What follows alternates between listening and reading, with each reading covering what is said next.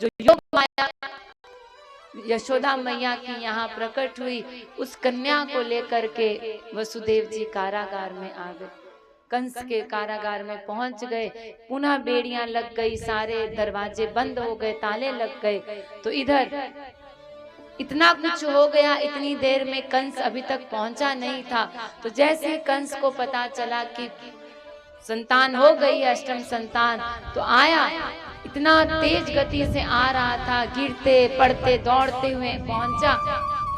तो पहुंच करके जैसी अंदर देखा तो पुत्र ना होकर के कन्या थी।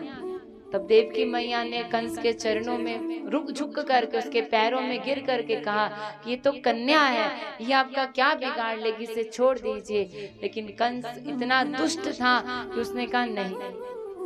तो सीधा 8वीं कन्या को लेकर के कंस ने जैसे ही पटकना चाहा चट्टान के ऊपर, तो तुरंत वो कन्या कंस के हाथों से छूट करके सीधा आकाश मंडल में चली गई और अष्टभुजा लेकर के दुर्गा स्वरूप में, योग माया स्वरूप में कंस के सामने आ गई और कहने लगी, अरे कंस, तू मुझे क्या मारेगा?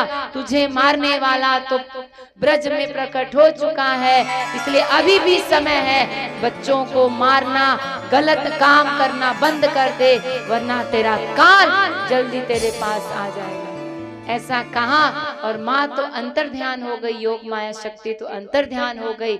लेकिन इधर उस समय कंस ने जब ये सुना तो उसका मन परिवर्तित हो गया था, परिवर्तित हो गया कुछ देर के लिए कि मैंने क्या कर डाला, इतने पाप कर डाले मैंने, जीवन भर इतना पाप कर डाला, इतने बच्चों को मार डाला, अपनी बहन देवकी को कितना कष्ट दिया। रोने लगा कंस, रोने लगा, आंखों से आंसू निकलने लगे, देव की माँ के चरणों में गिर गया, वसुदेव जी के चरणों में गिर गया, मुझे क्षमा कर दीजिए, मैं बहुत बड़ा अपराधी हूँ, मैंने आपको बहुत कष्ट दिया है।